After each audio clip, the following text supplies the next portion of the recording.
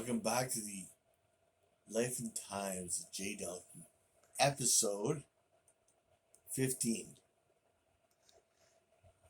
Today we have Curtis is the producer, and I'm the star. As usual. Yeah, because David decided to take 2 weeks off. I don't know how you're allowed to do that. I don't know either, but he's should on have to work. vacation. You should have to work first Once in a while. once in a while to get his holidays. We're just kidding, David. We appreciate all you do. Yeah. So what are we going to talk about today, Jay? What did I think you wanted to share and give some guidance and advice to people that are maybe in the earlier stages than you, yeah, surviving a stroke and how you sort of managed to cope and deal with that. So when you first had your stroke, Jay, what were some of the challenges that you found that maybe you wouldn't have expected? Like what were some of your challenges? well, the fourth stroke paralyzed the whole right side of my body, so I couldn't use it, and now this arm is permanently, like, I can move my fingers, but I have no strength, so I can't really play guitar anymore. And over the course of from the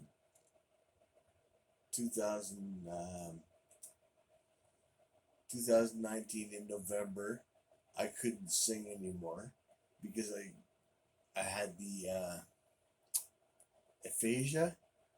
So now it was coming back in December of 2020 or December of 2019, but then next month was January. I woke up with permanent dizzy spells, so I couldn't get up and walk. I had to stay laying down in my recliner back in Sarnia, in which I had to give away my dog, and I couldn't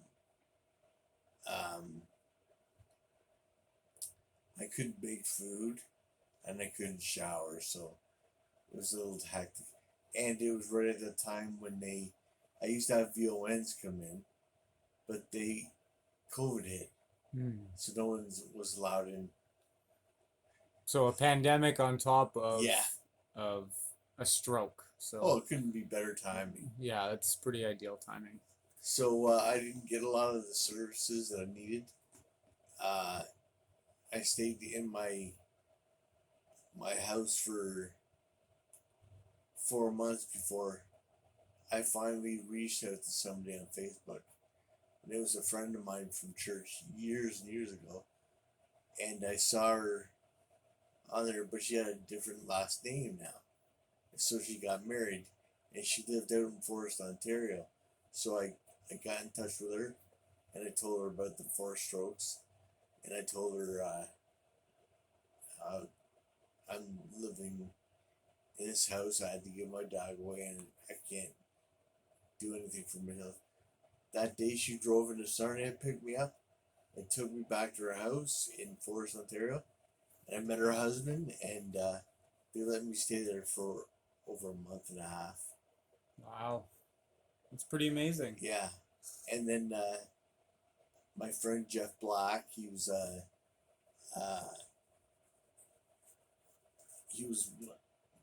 my main. I called him my Richie Sambora because I was Bon Jovi, and he was like the guitar player that sang. So then, as soon as I was finished with Grace, she moved me back home. I was there for a couple of hours.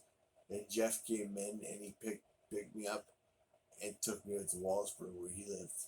So I stayed with him until I was there from mid-July until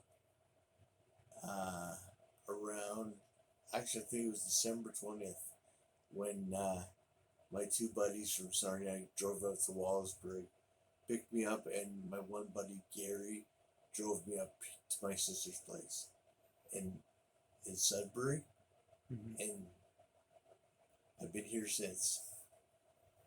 So you reached out and you got the support that you needed. Well, I got help, yeah. Yeah.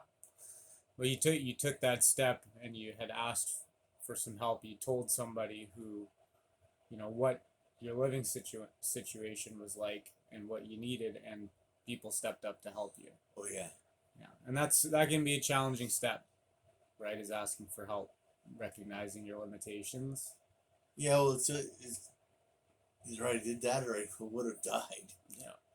So I thought when I was in my house, I had no help, and it was a really, really dark time because I couldn't do anything, couldn't even feed myself, and so every little, like, and then paying my I have to pay my rent by calling my buddy Steve. He'd come over to the house, pick up my bank card, and go to the rent place, and he'd pay the rent, and then bring back my card. Because they took debit, so a lot of little logistical things that you had to organize to keep life going, right? Because life doesn't stop. So do you have, for your viewers and for your fans and for other stroke survivors, do you have, that's the physical, do you have like some advice for the mental challenges that come with that sort of thing where, you couldn't just lay down because, as you said, it was either ask for help or die, right? So you had to work through that. So yeah, I would tell your fans what that was like for you. Well, it was difficult, but see, I was blessed because I had so many friends because it was so popular in Sarnia, and one of my mottos was always treat people with kindness and respect, because I thought I was, I didn't swear, and I always, if somebody said I need help with something, I was there the next morning to help them with whatever it was. I found being a faithful friend that saved my life later on. It's weird because I did, when I had the first two strokes, I had a little bit of dizziness, but I could still walk and still lift weights and do things. But when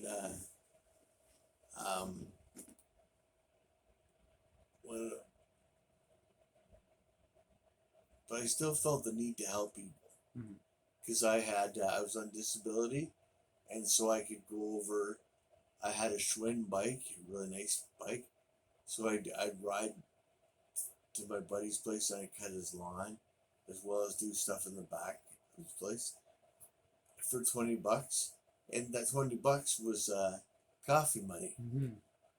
So and that couldn't have been easy, having had a stroke and then carrying on to do things like cutting the grass. It must have been. Well, it was difficult. Exactly, but you kept going, right? Keep pushing. Yeah. And I started, after the second stroke, I went off my medication, cold turkey, and the very next day, all the music came back because I couldn't play anything. I forgot how to play, and then when I went off the medication, I woke up the next day and I picked up my guitar, and I couldn't believe I was playing my old songs. So and then I tried to. I never played professionally again, but I went to open mics, and so that was kind of an important thing for me to that. But then I had the third stroke and the fourth stroke a couple of years later, and that just screwed me. Yeah. But just build yourself a support group. Like, I guess now they've had a stroke. If you're getting, well, just keep your friends close to you Mm-hmm. because you never know. Because one day, one of those friends will help you out. And like you said, treat them with respect, Yeah. and love them, and it'll come back, right? Now, you had 4 strokes. Now, hopefully, most people don't have 4 strokes because obviously that's not ideal. Well, usually, the older people have the strokes, Mm-hmm. and usually, they usually have one stroke and it kills them. But I had 4 strokes. And how old were you when you had your first stroke, Jay? 43. And how old are you? How old were you when you had your 4th stroke?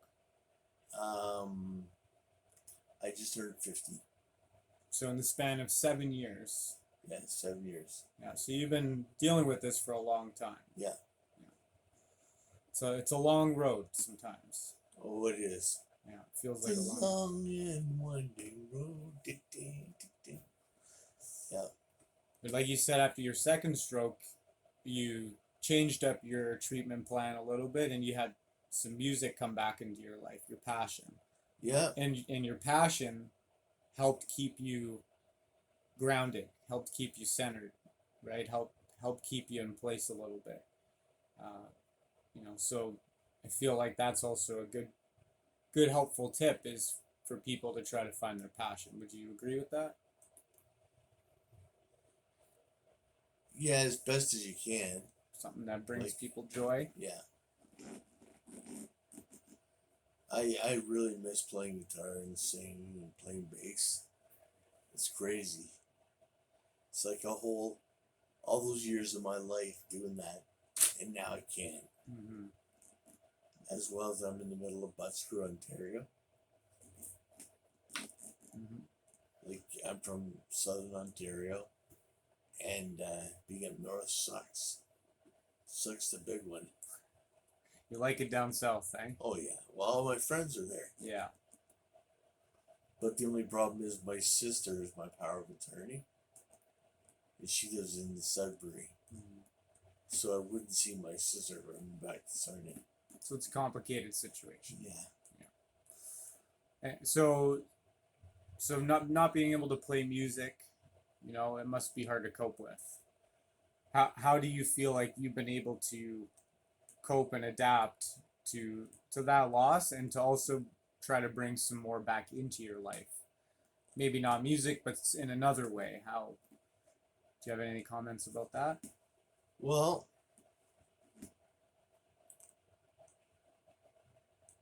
I can still listen to music. Now, fortunately, on my phone, that's always good.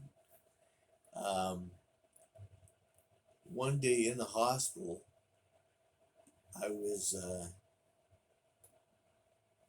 on my Hotmail account, and I was just looking through the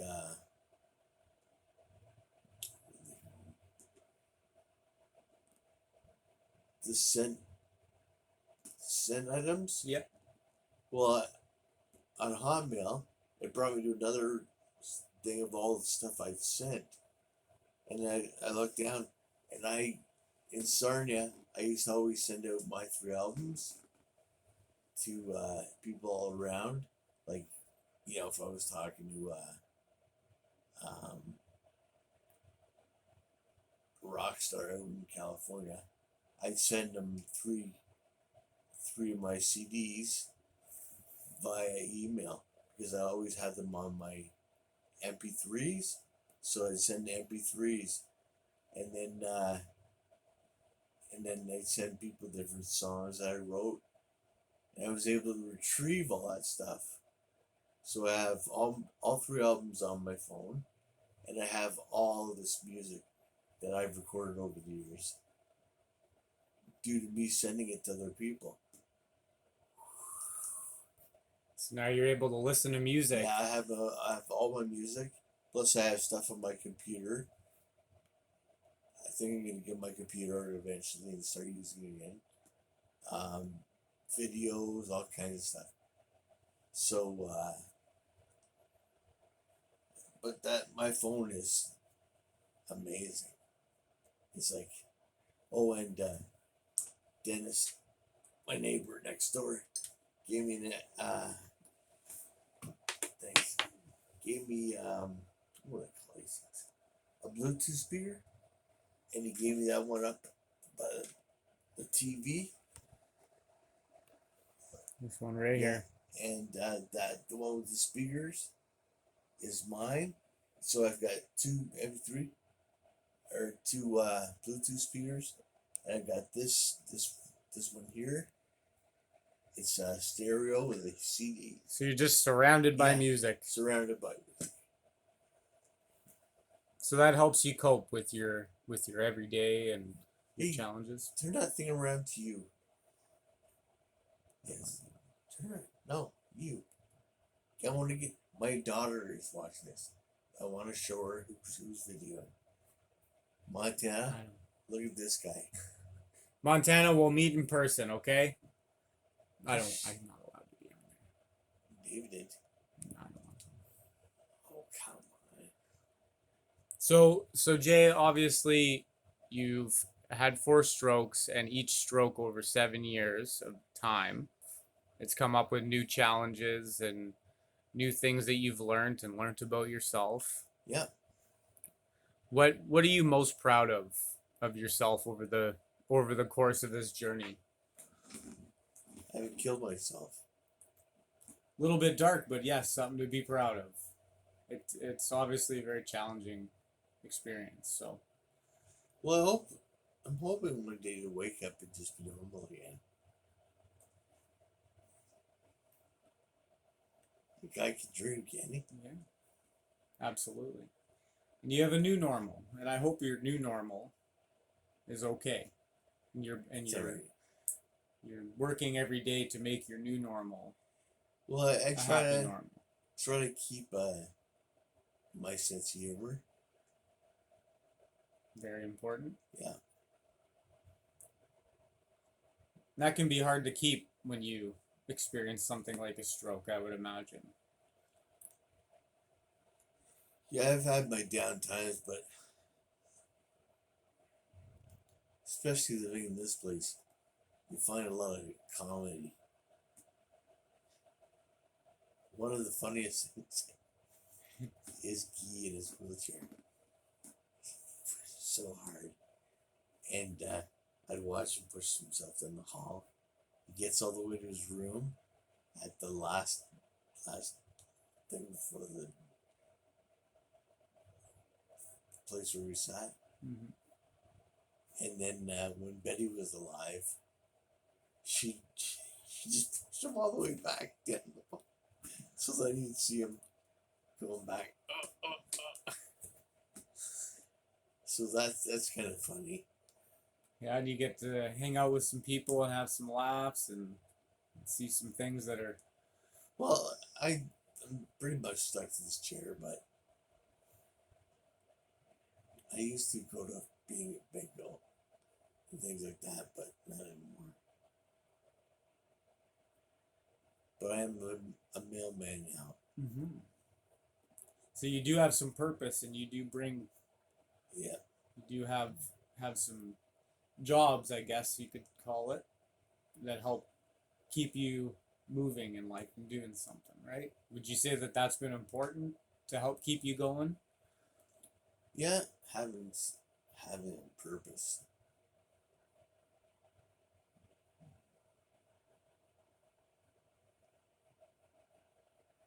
Any other advice you give to your fans, Jay?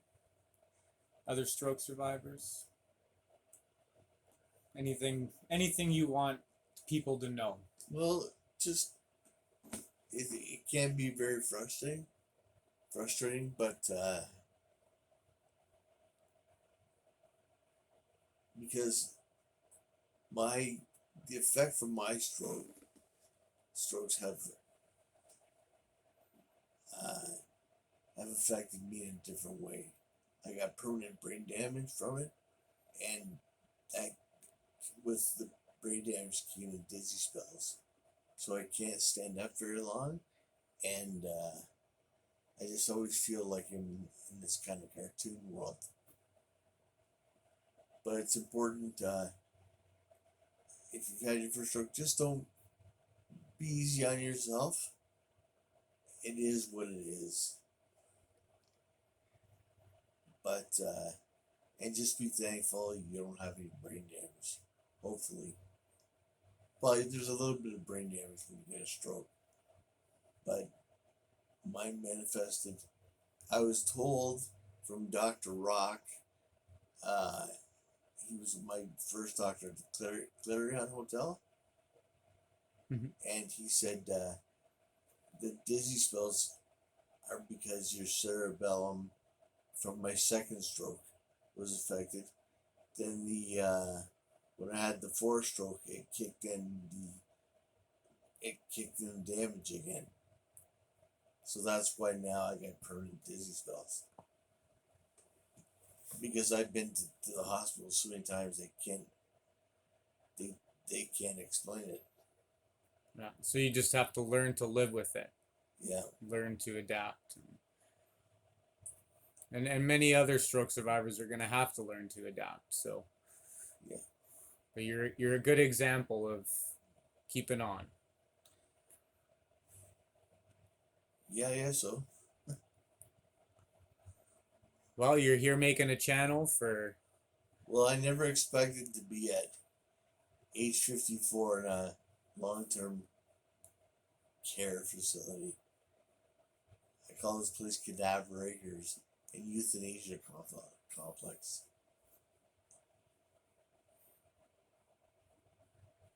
I would have liked my own freedom. Yeah, of course. So we're close to the end? We're close to the end, Jay. So we're at 22 minutes. All right. So if you have sign a... off. Yep. This has been Jay Dahlke. And you've been watching my 15th installment of The Life and Times of Jay Dahlke. See you next time. Yeah, see you next time. And remember to subscribe and hit the like button. Otherwise, a centipede will crawl across your face. Now that's it.